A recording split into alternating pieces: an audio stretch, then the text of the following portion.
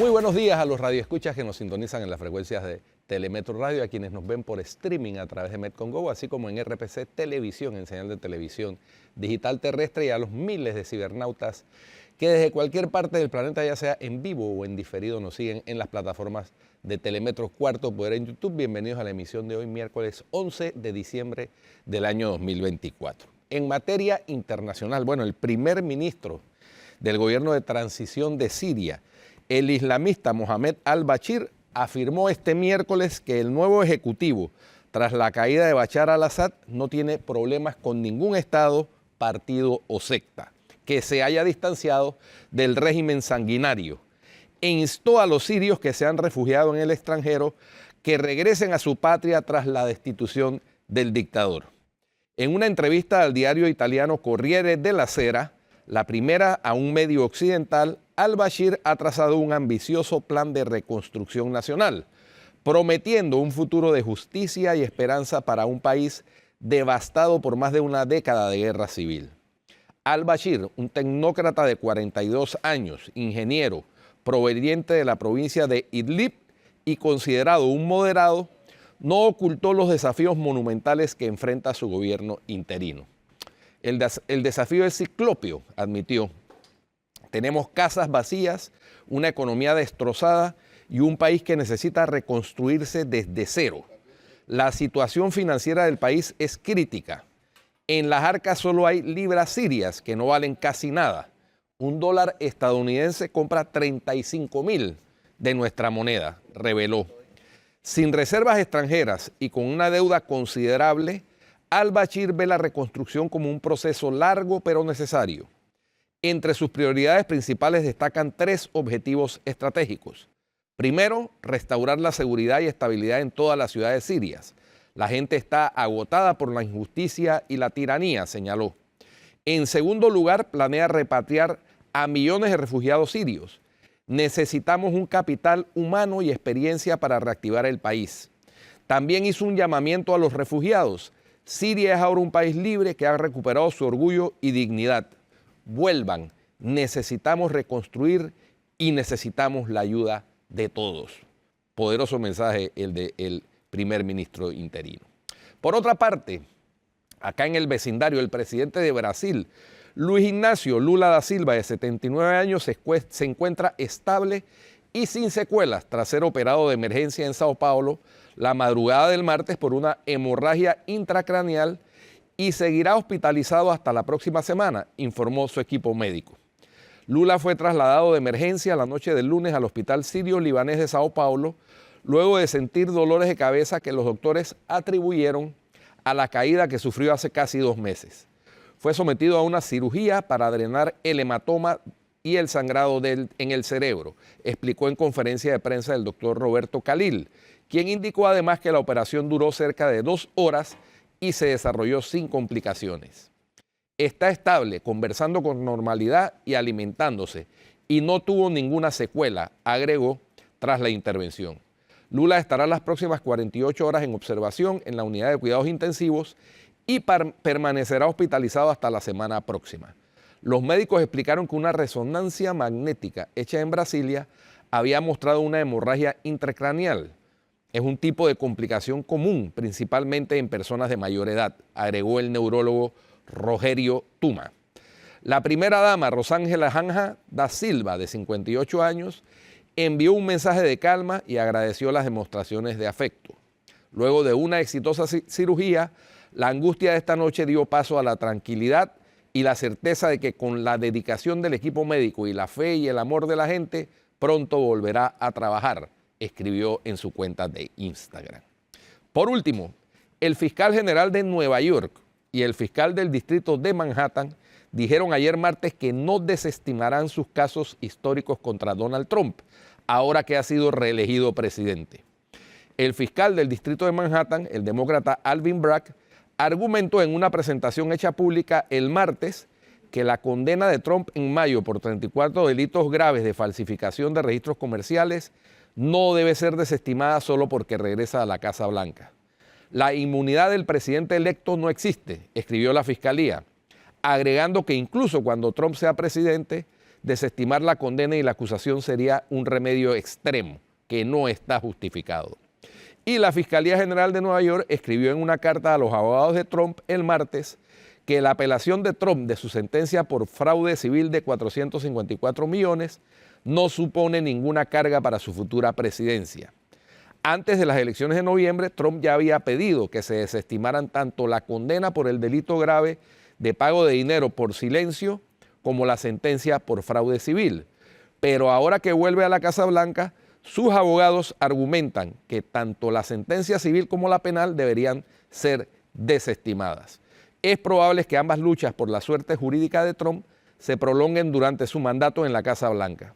Su apelación inicial para desestimar el caso de fraude civil está pendiente en un tribunal de apelaciones de Nueva York y la decisión sobre la condena por pagos de dinero por silencio está en manos del juez de Nueva York, Juan Merchan. Eso es lo más importante en materia internacional, mi querida Flor Marí Misrachi Ángel, que hoy vino deportiva. ¿Deportiva? Deportivísima. Los jeans no son deportivos. Bueno, como informal pues, informal. casual. Casual. Bueno, el tema más importante en el plano nacional, en mi concepto por lo menos, es la del MEDUCA que ha reformado el FESE.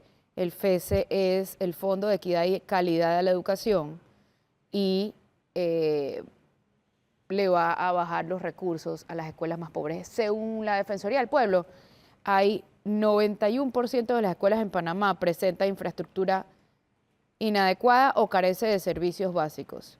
Entonces ahora está unificando el monto asignado por estudiante a $60 y eso va a reducir los fondos para las escuelas más pobres, especialmente en la comarca y las áreas rurales.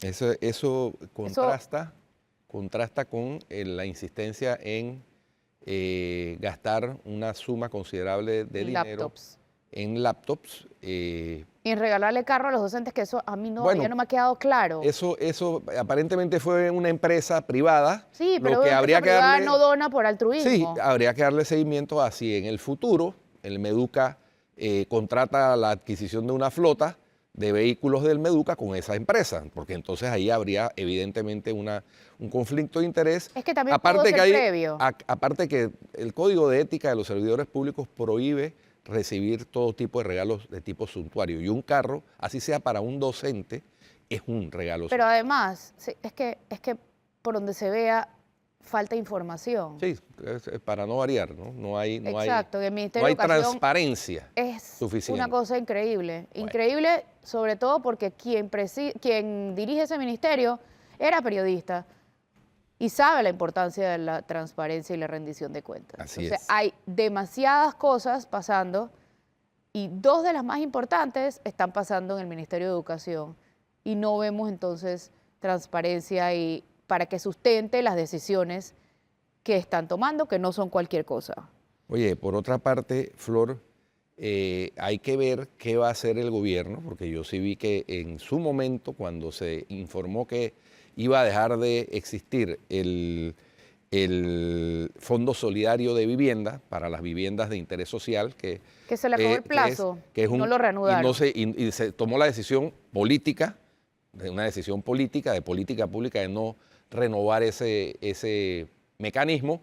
El MEF, en cabeza del ministro Felipe Chapman, señaló en su momento que tanto la Caja de Ahorros como el Banco Nacional y después el presidente de la República en una de sus conferencias de los jueves señaló lo mismo, tenían fondos disponibles para eso. Bueno, hoy el titular de portada, de techo del diario La Prensa, reporta el cierre de 40% de constructoras y promotoras de viviendas por la eliminación de ese fondo solidario. Yo creo que ese es un tema, si se quiere apuntalar en la reactivación económica, pero además en una reactivación económica que genera mucho empleo, porque todos sabemos que la construcción es una de las actividades que más derrama dinero en la economía, no solamente por los mismos obreros que trabajan en la construcción, sino que eso requiere pues arquitectos, ingenieros, supervisores, inspectores, más los negocios alrededor de la construcción, el cemento, los materiales, etcétera. Eso es un motor económico.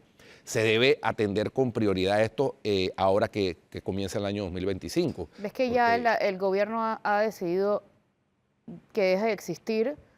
porque dicen que llegaba hasta este año y ya dio los resultados que iba a dar. Sí, bueno, pero fíjate lo que está sucediendo, ¿no? 40% de empresas de construcción cerradas que se dedicaban a ese tipo de actividad de viviendas de interés social. Sobre todo Entonces, las pequeñas que no, pues así es. no tienen Entonces, cómo. ahí hay algo que atender digo yo, con prioridad, porque no tiene mucho sentido que se pretenda estimular el crecimiento de la Reactivar la economía. reactivar la economía y que se permita que esto suceda sin hacer nada. Entonces no basta con anunciar que hay fondos disponibles, hay que, no sé, algún mecanismo debe buscarse para agilizar que si esos fondos están disponibles en los bancos estatales, se le inyecten prontamente a este tipo de actividad.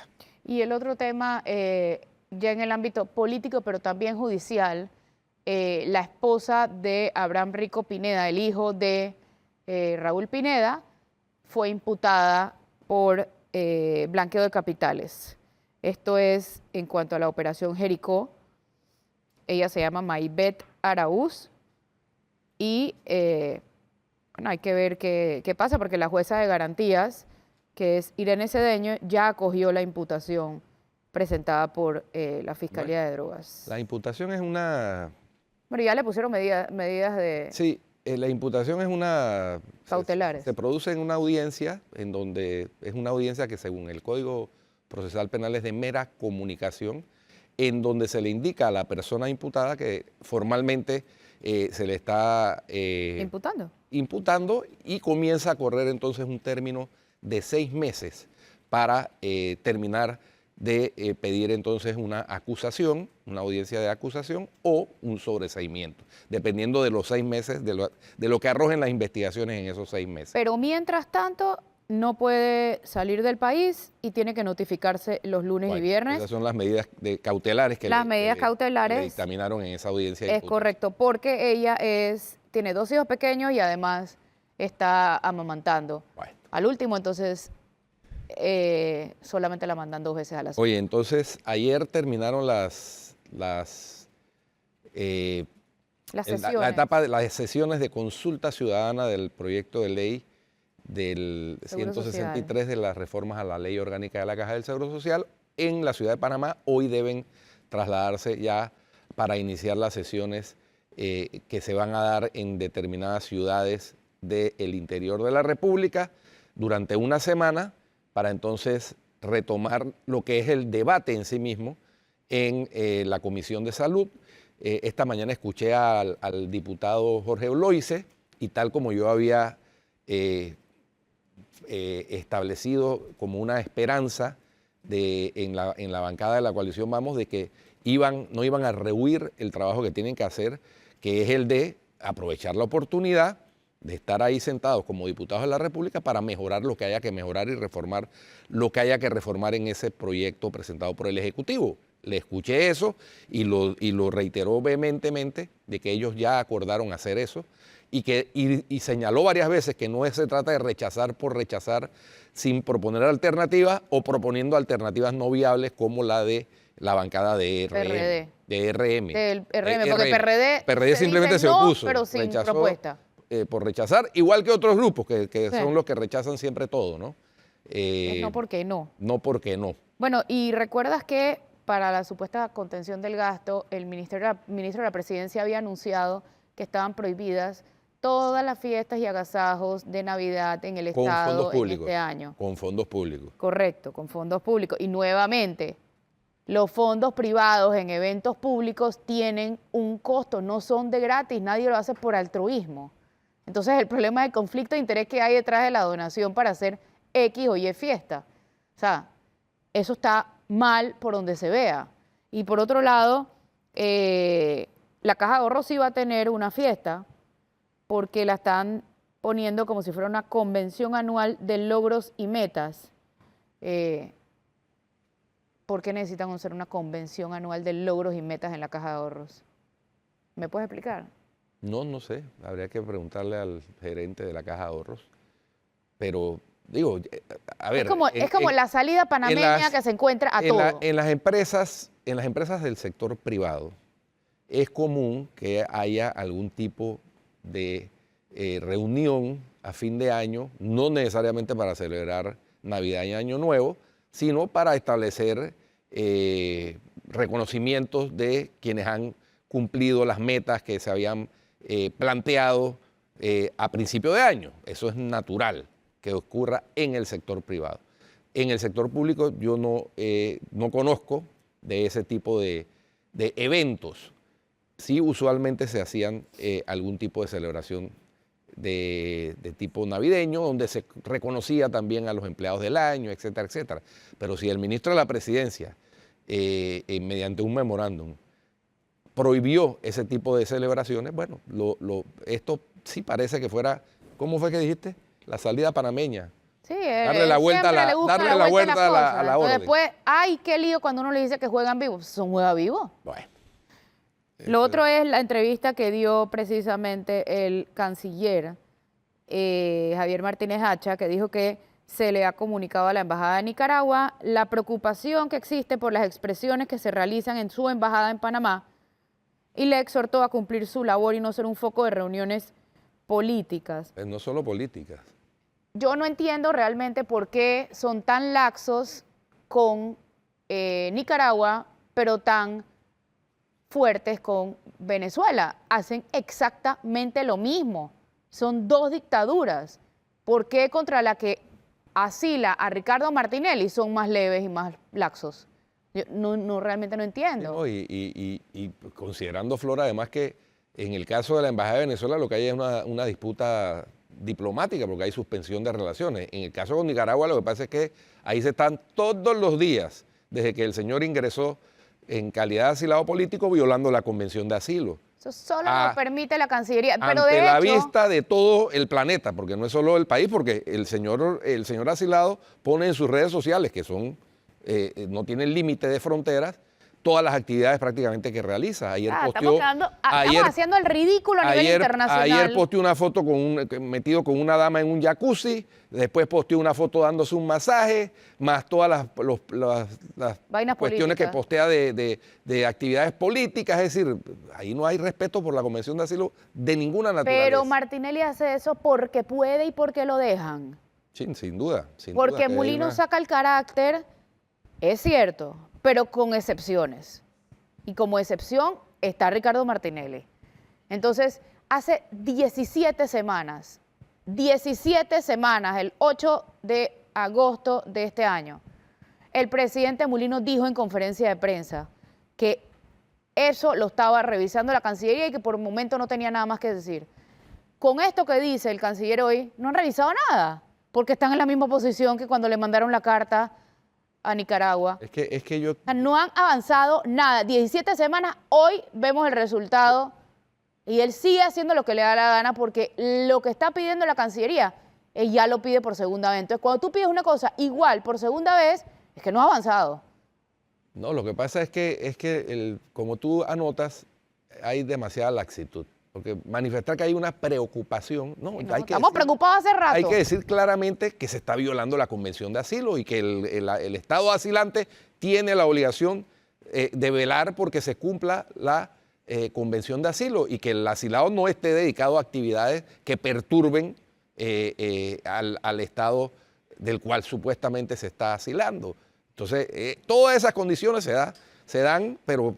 O sea, de manera impresionante y a la vista de todo el mundo. Entonces, yo creo que hay que expresar algo más que una preocupación. Hay que expresar ya una nota de formal protesta y un llamado de atención para que se cumpla la Convención de Asilo. Evidentemente hay una laxitud muy, muy clara en este tema y yo también creo que es importante decir que el hermano del canciller tiene una condena de 7 años de prisión en el caso New Business.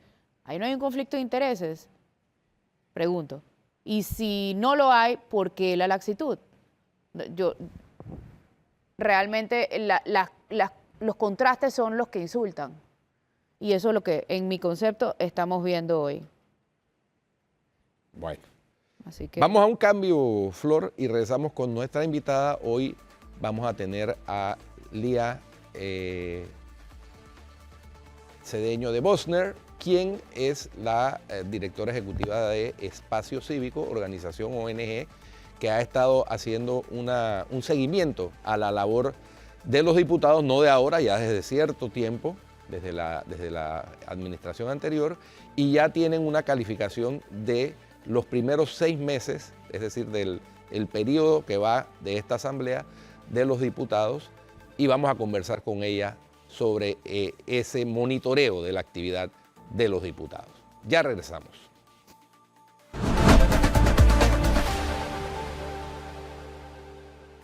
Bien, estamos de regreso en Cuarto Poder y tal como habíamos anunciado nos acompaña Lía Cedeño de Birchner.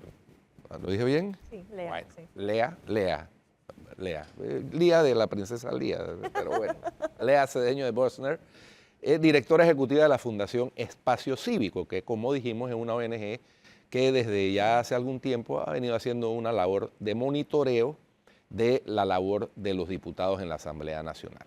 Y ya para este periodo tienen un boletín, ¿no? Un boletín, así como los boletines del colegio, de calificaciones de unas materias previamente establecidas que algunos diputados las han cumplido con suficiencia, casi excelencia, y otros, pues, tal como ocurre en el colegio, algunos tienen hasta que rehabilitar, ¿no? Sí. Bienvenida, A otros Lea. habría que botarlos de la escuela. No, si fuera por Flor, cierra la escuela. No, no cierro la escuela, ese es Rubén Blades, este es Rubén Blades, no soy yo. No, yo no creo en cerrar la escuela, pero sí pienso que hay que depurarlo y Bueno. nosotros mismos. Pero repiten, entonces se quedaron. Bueno, pero eso repiten. es culpa de los ciudadanos. No, hay unos que llevan años repitiendo. Sí. Bueno, bienvenida, Lea. Gracias a ustedes por la oportunidad de traerles el informe preliminar del Boletín de Diputados. Y digo preliminar porque, como te estaba comentando, nosotros medimos 6 materias, un boletín de la escuela. Una de esas materias es la planilla. Y desafortunadamente tuvimos que tomar la decisión de temporalmente no asignarle una calificación a la planilla porque la Asamblea Nacional no ha entregado a la Contraloría General de la República la información de gasto acumulado de 15 despachos. Entonces, cuando yo hago el monitoreo del gasto acumulado y voy a ponerle a la materia su nota, no puedo hacerlo porque sería injusto entonces con el resto que sí tiene la información completa y estos 15 no la O sea, eso está tienen. en ¿Por qué no la suspenso. tienen? Es pobre gestión administrativa, realmente, falta Y institucionalidad. eso no se califica, póngale 0. Póngale ese. Lo que pasa es que si le pongo 0, entonces pareciera como que gasta menos, y no es que está gastando menos, Sino simplemente que no lo tiene no actualizado. está reportado. Entonces hay diputados que han hecho su publicación voluntaria en la página web de ellos, porque incluso hay muchos de los diputados que uno no se esperaría también están, y es porque la Asamblea simplemente no ha mandado la información completa a la Contraloría de estos 15 despachos. Entonces hay Pero, ¿de qué información le falta? ¿De cuántos tiempos? toda del gasto acumulado. O sea, ellos tienen nombre, ¿De cargo. 6 meses? Sí, nombre, cargo, salario, cédula, eso lo puedes encontrar. Esto es en la 002. Pero la 002 tiene 2 secciones. Una en la que tú puedes ver nombre, cargo, salario, cédula. Y otra sección en la que es la que nosotros usamos para medir el gasto acumulado, ver realmente cuántos pagos ha recibido cada persona. Entonces, esa información del gasto acumulado de planilla no aparece para 15 despachos. Entonces, sí aparecen los nombres de cada quienes tienen, pero no aparece esto. Y esto es lo que nos permite a nosotros poder monitorear de alguna forma algún tipo de efectividad del manejo del gasto, porque también me dice, si tú tienes, qué sé yo, 28 personas ganando $600, o tú tienes 6 personas ganando diferentes salarios de acuerdo a sus capacidades y de acuerdo a la función que están ejerciendo, porque la planilla 002 es la planilla transitoria del despacho de los diputados para que ellos puedan tener su personal técnico. Esa es la planilla que supuestamente cada diputado tiene derecho a $20,000 al mes. Hasta 20,000. Hasta $20,000. O sea, que pueden Correcto. Que no tienen que gastárselo, pero ¿qué pasa si no se lo gastan? Yo siempre le pregunto a todo el mundo eso. Bueno, si no se lo gastan y tú tienes que hacer una función, ¿cómo la estás haciendo? Porque yo no estoy muy segura de que el personal que está permanente en la Asamblea puede darle servicio técnico a los 71 despachos. Entonces tú necesitas poder tener ese apoyo técnico. No, yo no digo que no, pero si alguien decide que con 15,000 está bien, ¿qué pasa con esos 5 restantes? Pues no sé, seguro Queda queda sin ahí, ejecutar. Queda sin ejecutar, Queda nadie sin lo ejecutar. usa. Porque tú puedes usarlo hasta Claro. esa cantidad. Y eso es lo que nosotros medimos, cómo tú estás usando tu pot de esos 20.000. ¿Y cómo se está usando?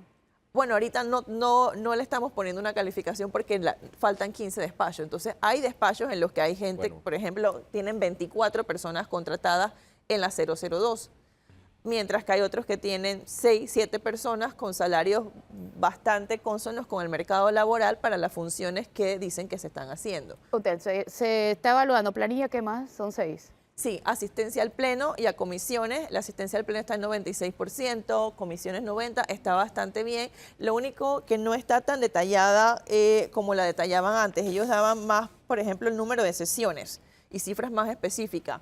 Ahorita mismo no están dando el número de sesiones a los que corresponde ese porcentaje que están poniendo. O sea que hay un poquito menos de información.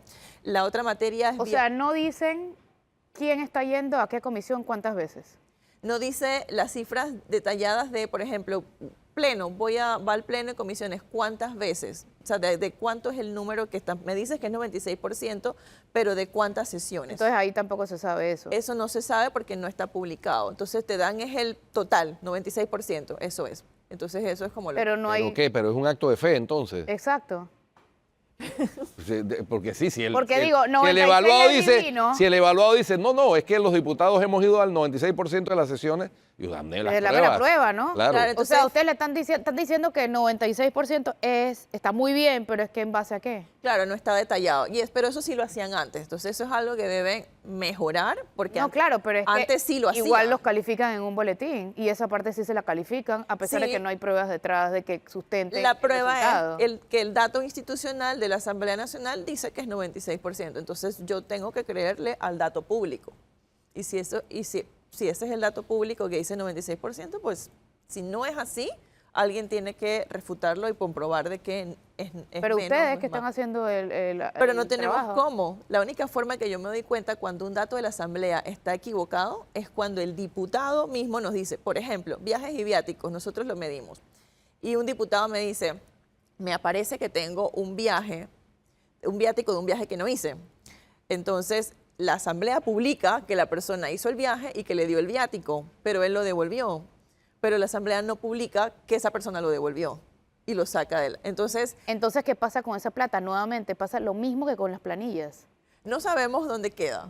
Eso- Claro, pero claro. a eso sí le pusieron calificación. Claro, la persona tiene una baja calificación por el uso, entre más gastas, obviamente en viajes y viáticos baja es la calificación, pero esa persona ahorita mismo está tramitando que Secretaría General ponga por escrito que él devolvió ese viático porque no viajó. ¿Por qué la calificación es más baja si viajan más, si a veces sí tienen que viajar y los viajes sí son sustentados? Pocas veces, pero pregunto, o sea, ¿el problema es viajar o el problema son los viáticos o el problema es no traer resultados al país? El problema es la falta de rendición de cuentas. Pero entonces no Pero puede- no hay rendición de cuentas. Entonces, si tú tienes rendición de cuentas, en teoría la calificación debería bajar, pero no hay reportes de rendición de cuentas adjuntos a las calificaciones. Claro, pero me dices que entre más viajan, menos calificación obtienen. Pero el problema no es el viaje per se. No, es la rendición de cuentas. Y si tu viaje no tiene con rendición de cuentas, o sea, viajas más que los demás y no rindes cuenta del viaje, tu calificación Pero es que va a ser- aunque viajes 2 veces y no rindas cuentas, está mal. está mal. O sea que no es por la cantidad de viajes. Es Y que- se está evaluando así. Es por la cantidad de viajes, no la cantidad de viajes, la cantidad de dinero gastado en el viaje, Claro. cuánto más has gastado y que no has Y rendido que no has cuentas. rendido cuenta, porque, o sea, si a mayor cantidad gastada y no rindes cuentas, hay menos rendición Pero no de se cuentas. debería evaluar la rendición de cuentas per se de los viajes en vez de ¿cuánto? Pregunto. Se podría dividir la variable en 2 secciones, esa podría ser una posibilidad, pero no es una variable en la que ellos tampoco gastan mucho. La variable de viajes y viáticos no la utilizan tanto, entonces no es una variable que vale la pena dividirla. Prefiero tener la Es rendición decir, de cuentas. si alguien viaja 10 veces y las 10 veces rindió cuentas, va a tener una buena calificación. Si está justificado, sí, pero Ah, debe estar no publicado. es por el número de viajes, es por la Es que no ella rendición dijo de que era cuentas. el número de viajes, por eso fue mi Es duda. una composición, lo que no está es, ¿cómo se dice? Un breakdown. No hay un breakdown de una variable con subvariables, una sola variable. Entonces, ¿cuáles son los otros aspectos calificados? La más importante y la que más puntaje recibe es la declaración voluntaria de intereses y la declaración voluntaria de patrimonio. ¿Y cuántos de 71 lo entregaron? Hasta ahora van 15, pero hay varios que la están tramitando en este momento porque nos han estado contactando en estos días. Desde el 23 de septiembre enviamos las cartas invitándolos que los que voluntariamente quisieran publicar su declaración jurada que entregaron a la ANTAI, lo podían hacer en el boletín. Ya hay 15 que lo han hecho. Hay algunos que la declaración de patrimonio, esa sí no es obligatoria ni en la ANTAI ni en nada. O sea, ellos no Pero esta están tampoco es obligatorio publicación, solamente la entrega. entregada a la ANTAI. Entonces, Ok, o sea que en verdad es voluntario que lo pongan, pero mi pregunta es, ¿cómo verifican la veracidad de la información que aparece ahí? es una declaración jurada la de ANTAI. Entonces, nosotros no- Pueden hablar toda la paja que quieran. Pues es una declaración jurada. Flor, Sí. el que haga una declaración jurada diciendo falsedad está sometido a la Por comisión eso- del delito de falso, Por eso, de falsedad. por eso la O sea, pregunta. por eso, es que no es que puedes decir lo que te dé la gana, sí, pero tiene consecuencias si dice Y mentira. por eso estoy preguntando si se verifica de alguna manera la veracidad de lo que escriben ahí. Nosotros revisamos y en el periodo pasado revisábamos, por ejemplo, las de patrimonio y más o menos teníamos una idea de qué tan veraz podía ser, pero como no somos un ente regulador ni no somos un organismo de control, nosotros no podemos ejercer una función más allá de recibirla y pues saber que la entregaron. Pero la declaración jurada sí tiene un peso mayor porque tú estás, es una declaración jurada y si alguien quisiera cuestionarla, eso sí podría tener una Claro, consecuencia. bajo la gravedad del juramento, haciendo una declaración. Por eso justamente era la Entonces- pregunta. Y por eso es la variable Pero que más la- pero puntaje tiene le- para el que da ese paso. Claro, pero el que no lo da no está fallando en rendición de cuentas, ¿cierto? O sea, el que no lo da, pero lo entregó y decidió pues no publicarlo, está cumpliendo con la ley, más no con la expectativa. La espacio cívico. la expectativa de espacio cívico es que la publique. Y esto es porque hay un estándar, que es el estándar de Parlamento Abierto, y esto es algo que lo mide el Índice Latinoamericano de Transparencia Legislativa, que te dice que bajo la ética y la probidad parlamentaria, los diputados deben de declarar sus conflictos de intereses y deben de declarar su patrimonio. Entonces nosotros, nuestras métricas son basadas en esos estándares. Entonces, Ok. independientemente de que localmente la ley diga, bueno, solamente la entregas a la ANTAI y ya, nuestra expectativa es que eso sea público. Entonces, lo medimos en base a la expectativa del estándar. Por eso. Y, ¿Y entonces qué otras cosas califican? La otra es la declaración de patrimonio.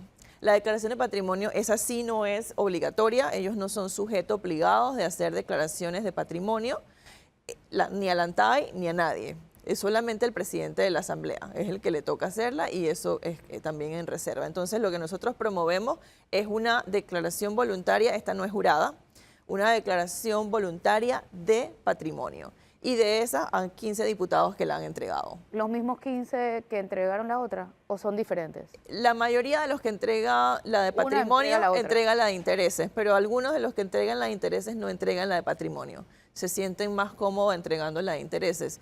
Aunque realmente al momento de tú verificar el conflicto de intereses y a quién debes algunas de tus Necesitas decisiones, las dos cosas. y la de intereses tiene más amplitud para permitirte por lo menos iniciar una investigación. La de patrimonio, tú puedes tener fundaciones y cuantas Sí, cosas que el sabemos. problema es que no es obligatorio. Entonces, exacto, no es obligatorio. Ahorita mismo hay un proyecto de ley que el proponente es el diputado Roberto Zúñiga, donde está proponiendo que esta declaración de conflicto de intereses sea pública y que la declaración de patrimonio sea obligatoria para altos mandos, para cargos de alta jerarquía. ¿Obligatoria de entregar o de publicar? De entregar y publicar, pero han surgido algunas modificaciones recientemente en la subcomisión técnica en la que se está proponiendo que los diputados no se les incluya en esa lista.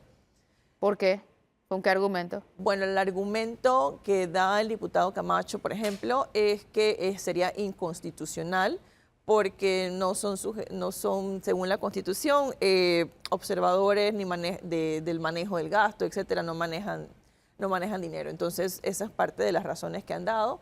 Y también ha estado en la subcomisión técnica, ha participado el defensor del pueblo, que también ha dicho que no está de acuerdo con esas declaraciones haciéndose públicas porque le parece que estaría en contra de los derechos humanos, el acceso a la privacidad y podría ocasionar pues represalias o temas con la dignidad de la persona. Esos son algunos de los argumentos que han surgido en la subcomisión técnica recientemente, con los cuales yo obviamente no estoy de acuerdo.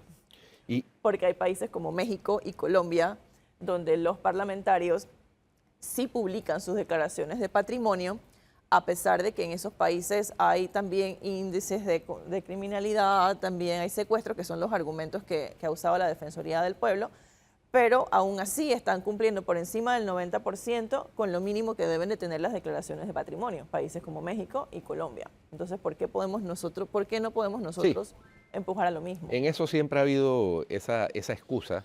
Yo recuerdo cuando en el año 2002, a raíz de la aprobación de la Ley de Transparencia en la Defensoría del Pueblo, impulsamos el nodo de transparencia en la gestión pública y exhortamos a los funcionarios que, de acuerdo con el artículo 304 de la Constitución, están obligados a presentar su declaración jurada de estado patrimonial a la Contraloría a que la hicieran pública. Y algunos la hicieron pública, no todos, ¿no?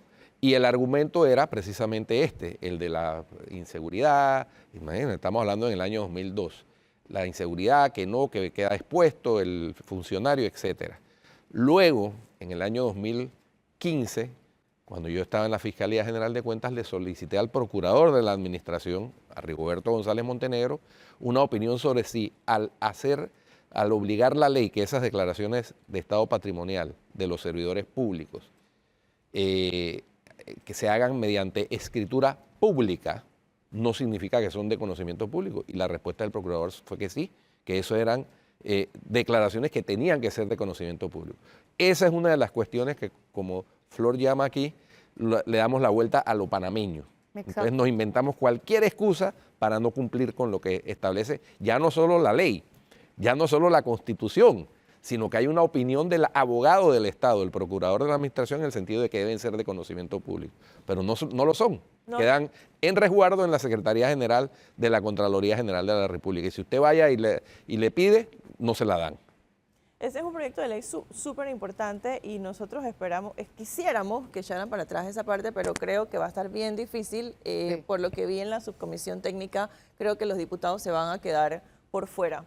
Y el otro proyecto de ley importante dentro del balance es las reformas al reglamento de la Asamblea, porque si bien la diputada Castañeda ha hecho un esfuerzo visible por disminuir las planillas, permitir el acceso amplio como debe ser a la prensa y a la ciudadanía, eso dura lo que ella esté ahí.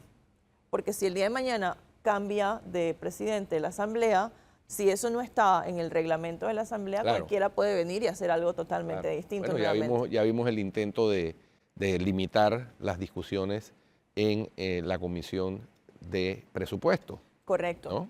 De una manera que todavía no se ha derogado esa norma o memorándum del presidente de la Comisión de Presupuesto. Claro, y la presidenta de la Asamblea se pronunció en contra de esa norma, pero si ella no da este paso firme de que se discuta el reglamento de la Asamblea y motiva que esta discusión suceda y que la comisión que la tiene haga que estas reformas se discutan y que realmente sea una reforma en pro de la apertura legislativa, cualquier cambio que se haga ahorita mismo va a ser cosmético.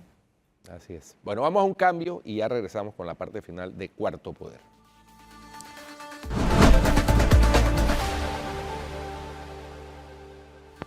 Bien, estamos de regreso con nuestra invitada de hoy de la Fundación Espacio Cívico, que también tienen otro proyecto. Sí. Lea, cuéntanos cómo es el proyecto de innovación democrática. Sí, el proyecto de innovación democrática es un programa que promueve el uso de la innovación social y la tecnología para fortalecer la participación ciudadana. Hicimos una alianza con la Universidad Tecnológica y su departamento, el CINEMI, que ve el tema de innovación social, y recorrimos casi todo el país, en 6 sedes de la Universidad Tecnológica, capacitando a estudiantes universitarios de diferentes carreras para que formularan ideas que fueran innovadoras, usando la tecnología y que a la vez utilizaran la participación ciudadana como base fundamental para poder desarrollar estos proyectos. Entonces, este viernes lo que tenemos es la culminación de este programa en la que se van a entregar cinco subvenciones, que es como una premiación para que estos estudiantes que participaron puedan llevar a cabo sus proyectos y ejecutarlos. Va a ser el viernes 13 de diciembre a las 8:30 de la mañana en el auditorio de la Universidad Tecnológica. ¿Y cuántos estudiantes participaron en el concurso, por así llamarlo? 200 participaron del programa y recibimos 15 propuestas. Y de esas 15 propuestas van a ser premiadas 5, 3 que van a tener las 3 principales son las que van a recibir la subvención pues, más grande para ejecutar sus proyectos. Hay proyectos de gestión ambiental, sobre participación ciudadana en la gestión ambiental. ¿Y las subvenciones de cuánto? Entre 6.000, algunas de 6.000, unas de 7.000, otras de 2.000, dependiendo del lugar que haya ganado dentro de lo que designó el jurado. Así que es un total como $18.000 en total de subvenciones que se van a entregar, que van a ejecutarlas a partir de enero. Hay también proyectos que son de promoción de la transparencia, acceso a la información, innovadores. Pero esas son propuestas privadas. Son propuestas de los estudiantes, sí, van a ser propuestas de ellos y que ellos van a estar encargados de darles vida, de promoverlas, de desarrollar las herramientas.